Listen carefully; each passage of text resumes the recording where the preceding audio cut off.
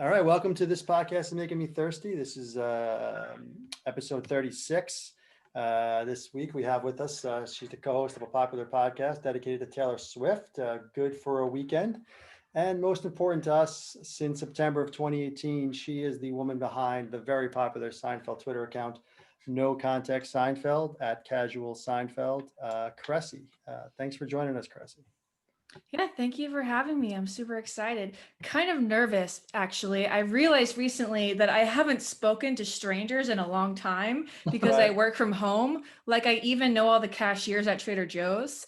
So we'll see what happens. Cool. Well, Kressie, you're amongst family if we're Seinfeld fans, right? That's the way you got to look at it. True. So usually the way we start off is we try to learn, like, you must be what? You seem to be like in your 20s, I gather? Yes, I'm 23. 23. All right. So interesting. So we're always curious, like, how people got hooked on Seinfeld originally. Obviously, clearly you didn't watch the show live, right, back in the day. Mm-hmm. So obviously it's been reruns or Hulu, etc. Can you kind of touch on how you got into the show to start off? Yeah, so it's kind of a really boring answer. I just grew up with it. My parents are both super into comedy, so I just grew up watching things I probably should not have been allowed to watch, like SNL, Seinfeld, all of the old Adam Sandler movies that are so terrible but so good. But I just grew up watching all of it. It was always on in the background. And you're from the South, right? Atlanta? I live in Atlanta now, but I grew up in Pensacola, Florida. Okay. So yeah, and your parents are from the same area. I'm just curious, Seinfeld's such a, I would say New York show. But it's funny how it does resonate nationally. And I guess even if it is so New York, you and your family picked up on kind of all the intricacies and funniness of the show, right? Mm-hmm. For sure. Cool. Interesting. I tell a story too on our podcast often that I just mentioned I had a daughter who's 8. My youngest is 6. So I have 2 daughters, 8 and 6, and I tell them Seinfeld bedtime stories. So I tell them bedtime stories based on Seinfeld plots. So maybe they'll start a podcast eventually too.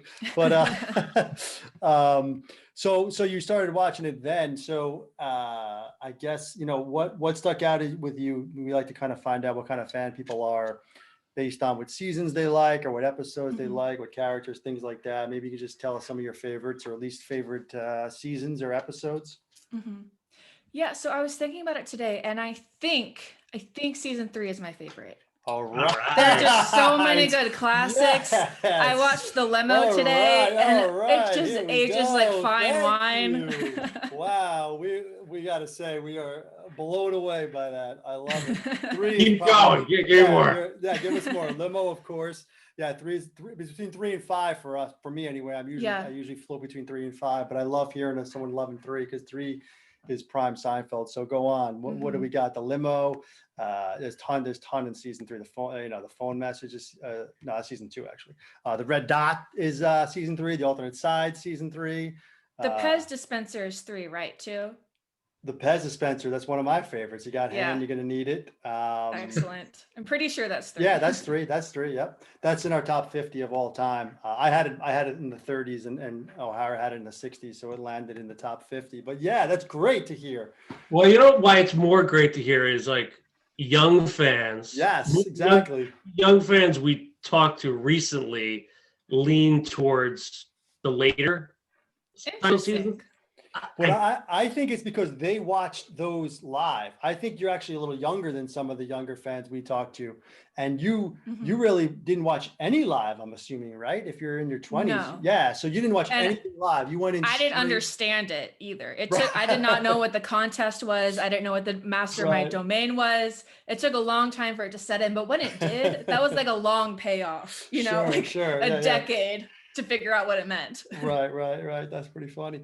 Yeah, that's funny because going back to they were asking me to watch episodes a lot, and I'm like, I start to play it, and I'm like, oh no, this is the one with where Elaine's boyfriend won't, and I'm like, so many things I can't show them. I got to stop it. I can't, But with that said, there is some just purity to like O'Brien and Murphy, right? I think it's like timeless. A child can laugh at it, and obviously we're still laughing at it to this day. Yeah.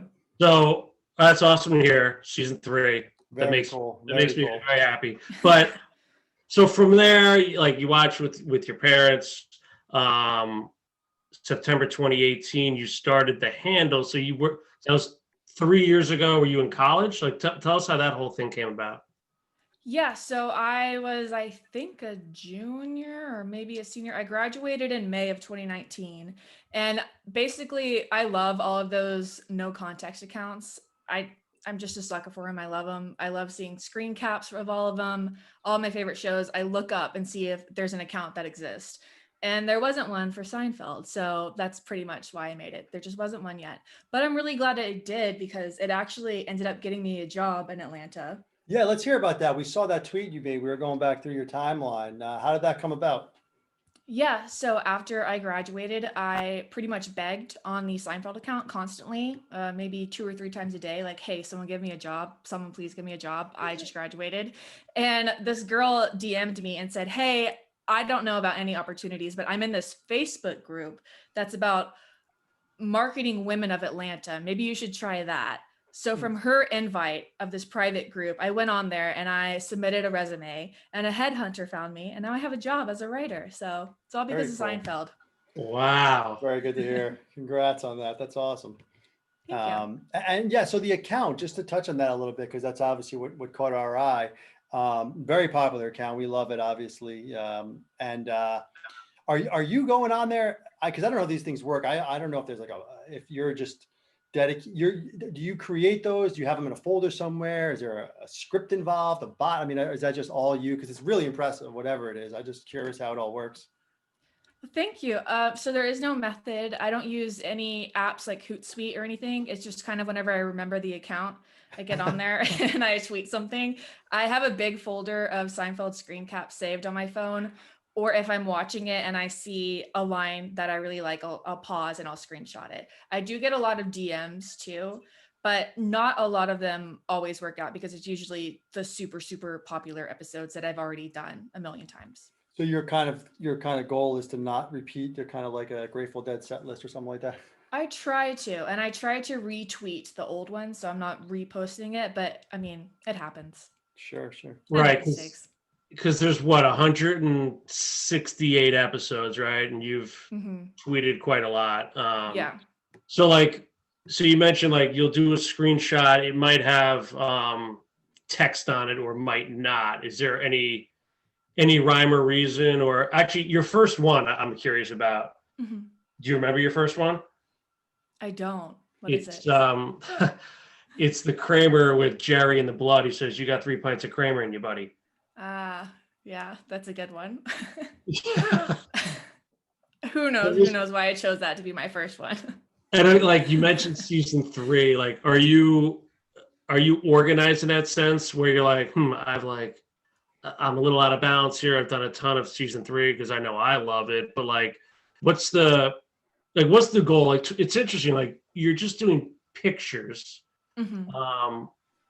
And I feel like it's more of and correct me if I'm wrong, more of an we're not big Instagram guys, but more of an Instagram thing, right? It's more just pictures only. But you tell me, like, are you involved in other platforms, or you just Twitter? Just Twitter.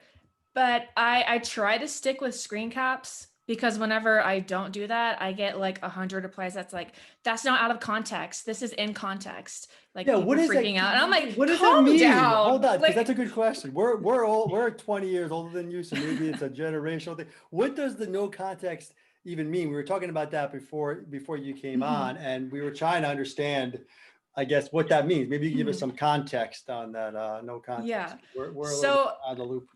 Clearly my definition doesn't match the followers' definitions, but to me, anything out of context Seinfeld is when we post something and I don't have the season or episode or the title or anything or the timestamp, nothing. It's just the screen cap.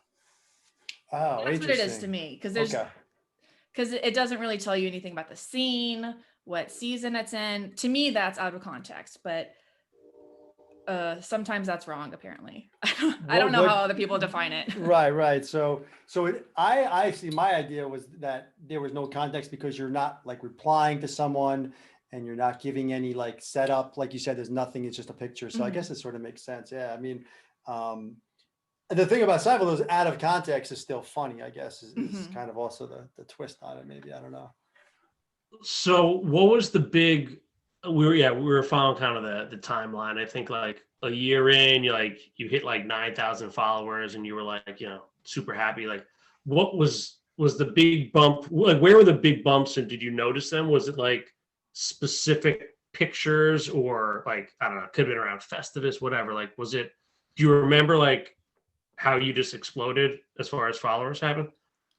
Yeah, so there's always a bump around Festivus. And then when our sweet Mr. Stiller died, that was when I got like I think 15, maybe 20,000 from that. Holy This year, cow. really? Wow, that was this Because year. I So you just was kind of exploded recently. Yeah, because that was this year. We started we were doing Mhm. the podcast at that point just recently. We just started, and that's interesting. Wow. When that happened, I don't remember exactly what I said. I was like, sorry, y'all, I'm just gonna post 1,000,000 screen caps of Frank Costanza today. And they all kind of blew up separately. Wow. So just to, we know that you have a podcast as well. Good for a weekend. And now this is interesting because our podcast is obviously 100% Seinfeld all the time. From what I gather, yours is Taylor Swift 100% all the time, right?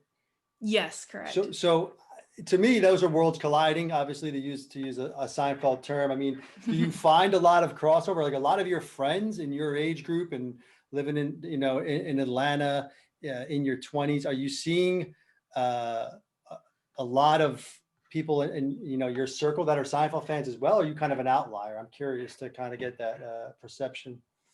So I slowly indoctrinate my friends to Okay. Seinfeld, basically. It's like a slow brainwash almost. It's the same with Taylor Swift. A lot of my friends, whenever I first meet them, they'll tell me, oh, I'm not a big fan of hers, But then that was also my co-host of the podcast. She turned into a huge fan. And it's the same with Seinfeld. I just kind of like slowly I'll have it on in the background. I'll make some references. I'll be like, oh, you got to watch Seinfeld. You want to get it.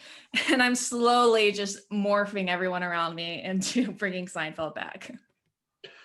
Very cool. Does Taylor Swift follow No Context Seinfeld? Is that a goal? Well, she doesn't follow anyone. She has 0 following. So I can't make it a goal. Taylor Swift, I like that. So on your podcast, is it mainly, are you going through like, maybe just tell us about it instead of me trying to guess. Yeah. Like what is your what's the overall there kind of theme, obviously, but what do you guys do? So the idea happened last April. We were supposed to go to one of her concerts in Atlanta. It was also a free concert, which is really annoying that it got canceled. It was perfect. And my co-host Allie and I decided, why don't we just talk about what we wanted to have happened on a podcast and just see where that happens. And we did that a few episodes. We talk about some Taylor related things. Like we talk about the squad. We talk about her situation with Kanye West, some sort of pop culture things. And then immediately she comes out with a new album out of nowhere. So then the whole podcast changes to be about that. And then she drops a second surprise album. So we're really just playing catch up with her now.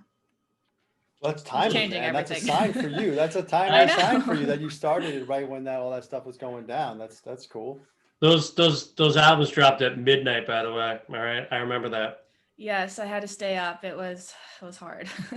Yeah, I'm kind of in a Taylor Swift household here, and Nice. and yeah, I know she's got to re-record all her stuff, and it's interesting. So like you have this huge following, right? But you still remain really disciplined, right? You don't promote the Taylor Swift on there ever, right? I mean, you just stick with Seinfeld. But knowing you're like, again, I think not anyone, but like people who aren't big fans can kind of just post a picture. But like now knowing what's behind the scenes, knowing you're such a big fan, like, are you, and people comment and this and that and the other thing, like, but you don't typically, right, engage in conversation on Twitter. Is that something you want to do in the future, or you're sticking with this format? I try not to. I occasionally will. Most of the time, I feel like it just gets me in trouble because it's weirdos, Right. antagonizing me. Sure. I mean, it's the And internet, if I'm, yeah, and if I reply, I'm just going to antagonize them even more. So I'll occasionally like tweets. I do randomly tweet not Seinfeld related things, but I'll delete it within a day or two, Huh. just to Yeah, keep the feed clean. well, what's funny is like I mentioned Seinfeld, like it's such a vast crew. Like there's people that are loyal to the whole series. There's people that just like early seasons, people just love late. So it's like any comment you make, yeah, you're gonna get jumped on. But that's a great episode. What are you talking about? So it happens to us too, but we kind of enjoy the banter. Yeah, and we're Yeah. also sticking to our guns. I mean, we've had several guests on the show, and they've done other things and this and that, and they've had kind of these lives outside of Seinfeld. We've had people that have been on Seinfeld. We've had writers of Seinfeld, just other fans that are other walks of life.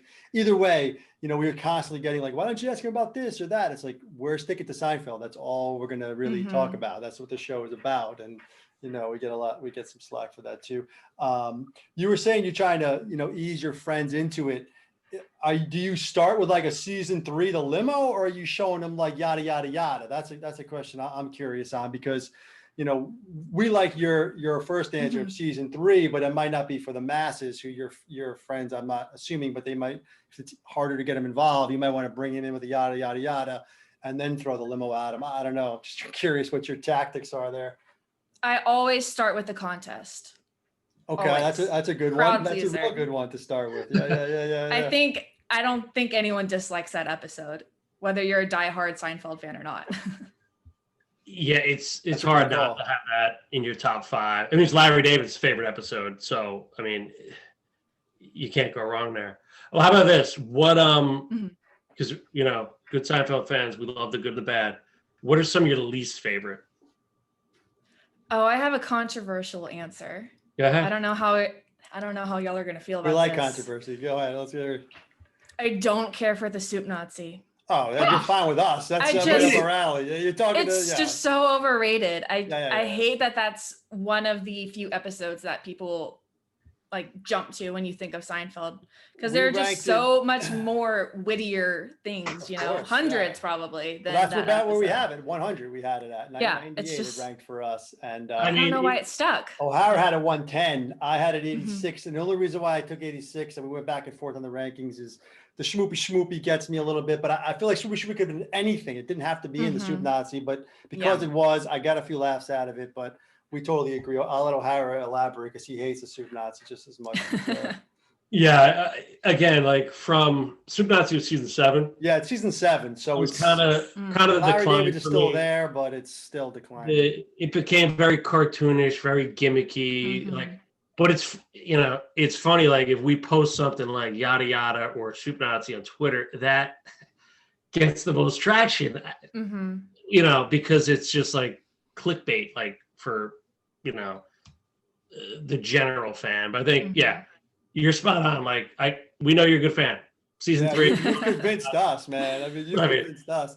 Speaking of Good. even the Festivus, when you mentioned that, you get a big bump. This was our first year having the podcast on our Twitter account with Festivus, and we did a whole podcast on how Festivus is the worst Christmas episode of Seinfeld and how it's gimmicky, and we didn't like it, and we got a little bit of pushback from it. It's tough to get through sometimes. Just know if you're ever binging Seinfeld and you get to the Festivus, I mean, you kind of just want to watch some other episodes, Yeah, totally agree. You know exactly what they're gonna say. You know all the quotes already. So curious, like this old school mentality of yours, like this comes from your parents. Like, do you still talk Seinfeld with them? Like, are they like season 3 favorites? Same type of thought process as you, or no? They're definitely not as huge fans as I am. Oh wow, interesting. Way past them a long time ago, surprisingly. I'll mention it to them, but they're just like, oh yeah, I remember that episode. There's no banter, unfortunately. Unbelievable. Well, listen, I love it. They introed you to it, and you kind of took off with it. Yeah, exactly. Yeah. I love it. So some of your favorite secondary characters, we like to ask that question a lot. I mean, we like to say leave the parents out of it, kind of like Wheel of Fortune. You get those 5 and that's it. I mean, I'm assuming Frank's going to be up there anyway, but let's just say like non-parents, secondary characters, or even just one-off characters that were in like one episode. You got any favorites that come to mind? Put you on the spot here a little bit. The first one that pops into my mind is Frank Costanza's lawyer, and that is his official name. Right, and you know who plays when he's in the cape? Yeah, it's Larry David. I think that's so funny when they're like, "Who are you?" And he's like, "I'm Frank Costanza's lawyer." That's his name. I love it. I also love Mr. Peterman. I love what's that one episode with the Russian writer. I think he's so funny. Yeah, that's a good call. I forget his name, but yeah. That's a good call. Treshkinov? Yeah, something like that. Jerry wears the sneakers. Yeah. That's a good call. We haven't heard that one. I like that one, the Russian writer. Well, that's another limo. It's another limo tie-in. Maybe you got to think for limos, Chris. Yeah, we've never heard him. That's a good segment. Yeah, that was good. We get the library cop a lot, Bookman. He's great. We get one of our favorites is Lane's dad in The Jacket. The guy from Reservoir Dogs. I don't know if I don't know if you ever saw Reservoir Dogs, but Mickey. Yeah, that's Mickey's up there. We've been trying to get Peterman on this podcast for quite a bit. We've been pushing him hard. He doesn't really like to respond to us, but we're still. And then clearly, you probably know a lot of lines, right? Just based on this, multitude of tweets you've put out there. Like, are there any, maybe aside from the obvious ones, like any like subtle lines from? And it could be secondary characters or not, that kind of stick out for you as well? I think my favorite line in Seinfeld that just I keep in the back of my mind as a young single adult dating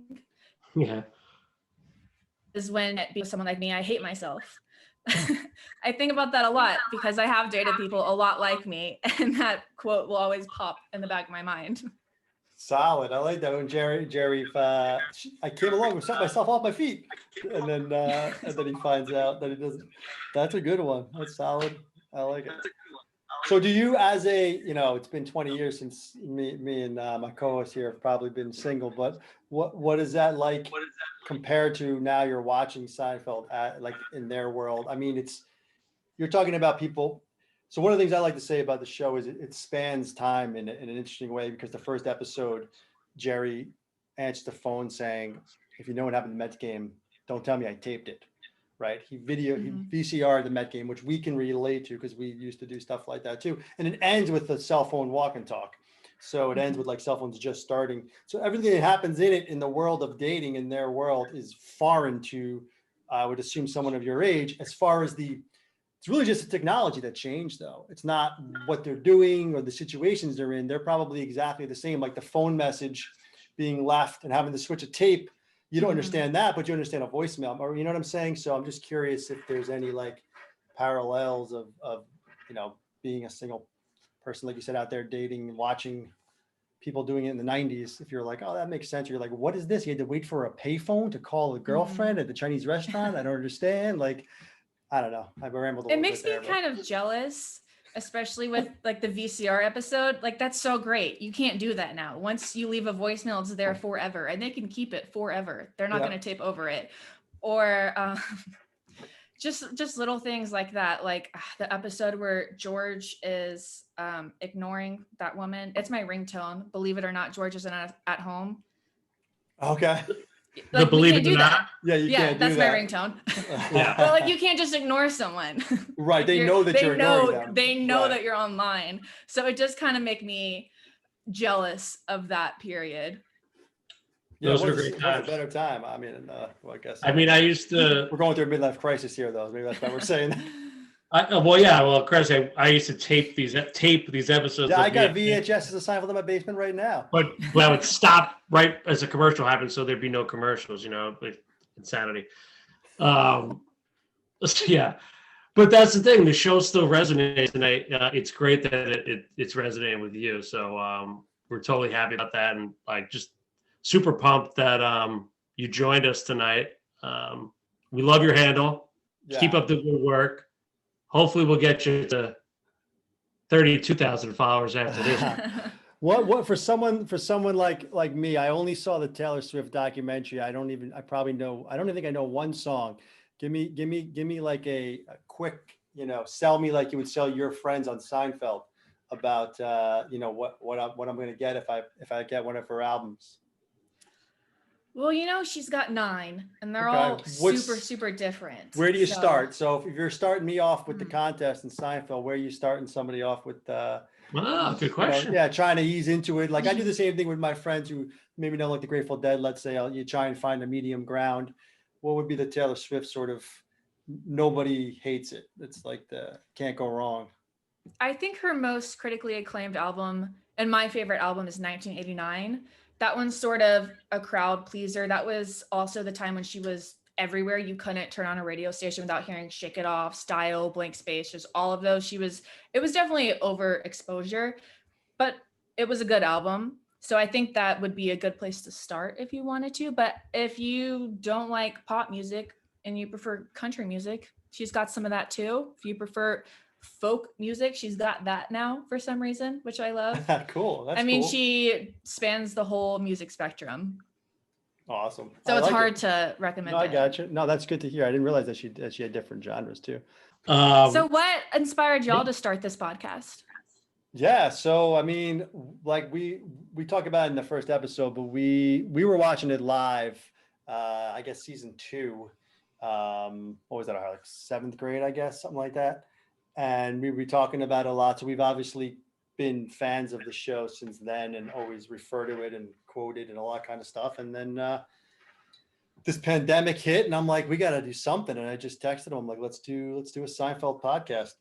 And away we went. We started watching every episode. We reviewed every single episode, ranked them. And now we've been getting guests. We've had Peter Melman, a writer. We've had Larry Hankin on. We had Jimmy on, Anthony Stark, Jimmy episode. Bunch of other super fans. But yeah, I don't know, Harry, maybe you can. But that was I mean, it was the pandemic. Like it hit. It really was. Like we need something to do. And it was interesting. I'm like, I'm not gonna rewatch every episode. Like I can just do it off the top of my head. But then I'm like, no, I gotta rewatch every episode. Like. Similar to like you probably got to re-listen to certain albums, right? Taylor Swift, like, so yeah, we went year by year essentially, not episode. Yeah, we went season by season. Like every one of our podcast episodes is a different season at the beginning, and it also gave us something to do. Like you said, like every night when it first started, it was still summertime or whatever it was. We'd be outside on Zoom and a couple of beers and a fire pit going. It gave us something to do, get us out. Yeah, I mean. Like we talk about it all the time anyway, like right. No, like yeah, work situations, whatever. Like we always bring up lines, but now that we're past the episode point, and just having guests like you or people from the show or secondary characters, it's like it's just becoming so more interesting to learn like other perspectives, how they got into the show. So this like tonight was a blast, like knowing that. The youth of America is in good hands. Yeah, when you said season 3, that was awesome. But yeah, I mean, this whole thing just kind of took on a life of its own, to be honest with you. And then we just started getting guests and keep pushing it along. It was, I don't know. When I remember when we did our 20th episode, I'm like, oh my gosh, every week we've done one of these for 20 weeks. We really stuck to it, but now we're up to whatever, 36 or something like that. That's why, even your Twitter handle, I mean, to do that every couple of days or almost every day, just disciplined to post just what you're doing, it shows that it works. You have how many thousands, tens of thousands of followers. I was joking before we got on, I never joined Twitter. I'm like, I'm never joining this thing. What am I doing? And then I was like, I'm going to join it and I'm just going to do music. And every day I'm going to post a different song, and that's it. Just one song every day. And my handle's called @SongI'mSinging. About a week into it, I'm already just typing anything else, answering this, doing that. It's all there. You're done. I don't know. So it's great that you stuck with it. So do y'all have a specific episode that you remember watching live and maybe you absolutely loved it or you weren't feeling it and now it's different now that you're rewatching it with a different lens of dissecting it for a podcast? Yeah. Yeah, Ira does for sure. Well, I'll give you the negative side of it. So I remember watching when Susan died, the the envelopes and everything. That was scarring for a child, by the way. So It's terrifying. at the time live, I thought it was funny. Watch it this time, I hated it. Like it was, I put it in like as my bottom 5 episodes. Like it just didn't resonate. But for the most part, the ones I loved live, I love just as much now. Like you mentioned the phone message when he's leaving a message, I like cry of laughter every time I watch that.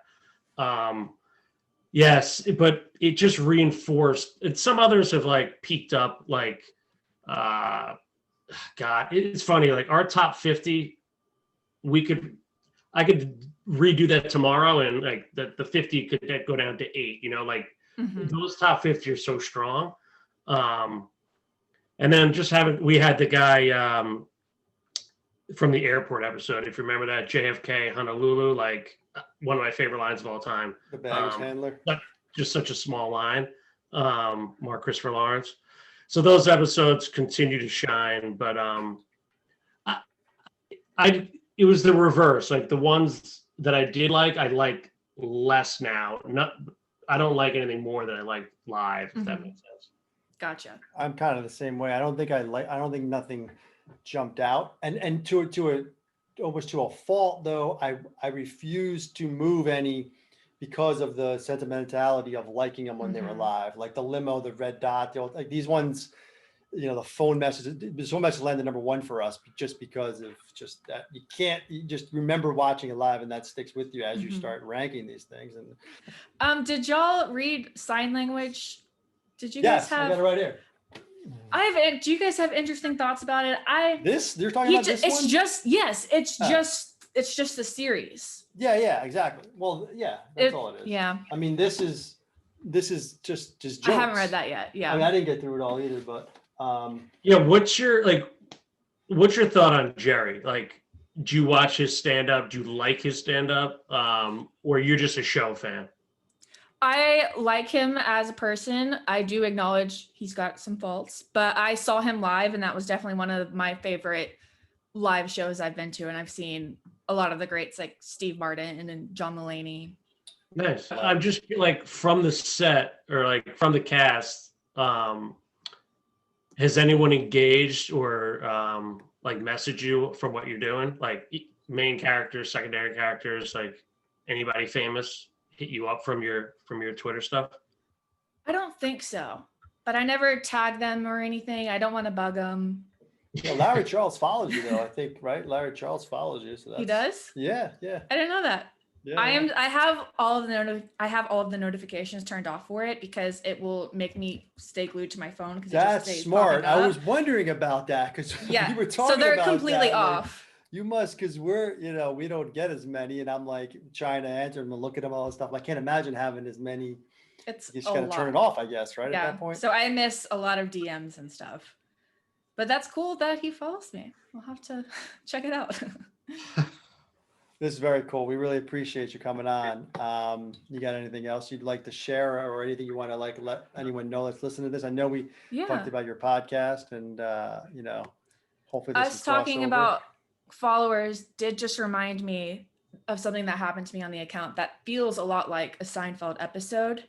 I got a DM from this girl who told me, hey, I don't know if you know this, but you're following a convicted murderer.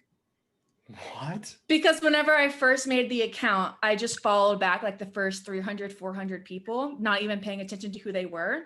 Yeah. And apparently one of them went on to be a murderer. It's the Ole Miss student in 2019 that killed his girlfriend. That was him. We were mutuals. Wow. So that's my crazy story, is that I was following a murderer. I unfollowed, obviously. Yeah. I don't think he's active on there. It's like Kramer with Gendison. Yeah. Gendison. Well, that's awesome. And also so odd that someone noticed that too, but I'm glad they did, I guess. Yeah, exactly. You got big when someone's telling you you're following a murderer. Yep. This was great, Kressie. It was very cool. Love that you're a huge fan, and love the Taylor Swift stuff as well. Yeah, absolutely. And thank you all for having me. This is, I think, the first time I've spoken about Seinfeld on anything with my account. I'm very What? anonymous, very secretive. So this is kind of like my hope we big didn't coming out as a Seinfeld fan on the account. Hey, Very cool. I think your fans deserve to know. And I Exactly. think I think so too. I Yeah. mean, who knew, you know? I love hearing the backstory. The backstory was great, you know, how you got started and everything. And, you know, any fan of season 3 is a fan of ours, I'll tell you that. Very cool. Thanks again, Kressie. We really appreciate it. Yeah, thank All you. right. Y'all have a good night. You too. You Enjoy your too. night. All right. Bye.